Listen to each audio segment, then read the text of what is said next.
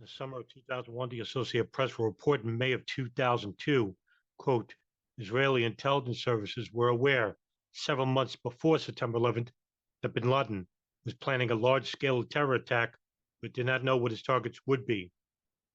Israeli officials have said, end quote. An Israeli official speaking on condition of anonymity tells the Associated Press shortly after the attacks that everybody knew about a heightened alert and knew that bin Laden was preparing a big attack. He said information was passed on to Washington, but denied Israel had any concrete intelligence that could have used to prevent September 11th attacks.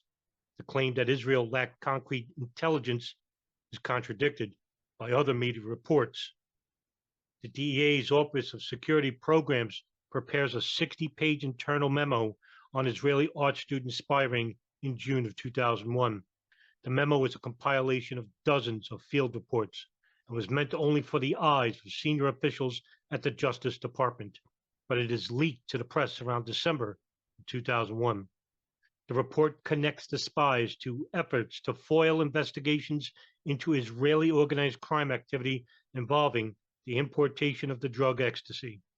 The spies also appear to be snooping on top secret military bases.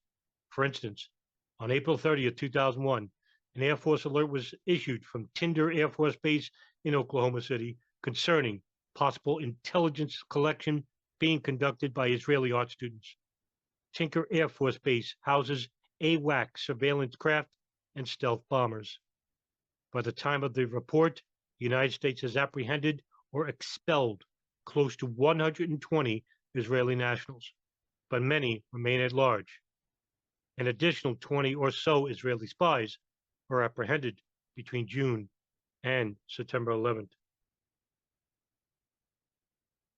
In the second week of August, at some point between these dates of August 8th and 15th, Israel warns the United States that an al-Qaeda attack is imminent.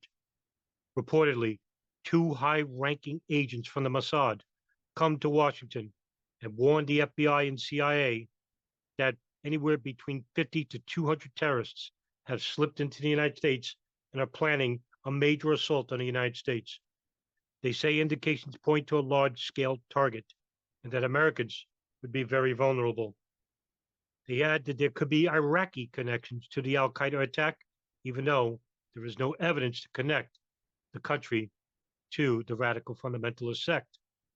The Los Angeles Times would later retract the story after a CIA spokeswoman says, quote, there was no such warning. Allegations that there were complete from Israel were utter nonsense. Of the quote. Other newspapers do not retract it. On August 23rd, 2001, according to German newspapers, the Mossad gave the CIA a list of 19 terrorists living in the United States and say that they appear to be planning to carry out an attack in the near future. It is unknown if these are the 19 9/11 hijackers or if the number is a coincidence. However, 4 names on the list are known, and these 4 will be Nawaf al-Hazmi, Khalid al-Mihdhar, Marwan al-Shehi, and Mohammed Atta. Mossad appears to have learned about this through its art student spy ring.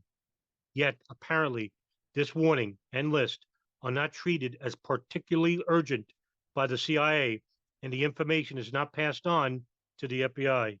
It is unclear whether this warning influenced the hesitation and decision to add Nawaf al-Hazmi and Khalid al-Mihdhar to a terrorism watch list on the same day, and if so, why only those 2? Israel has denied that there were any Mossad agents in the United States.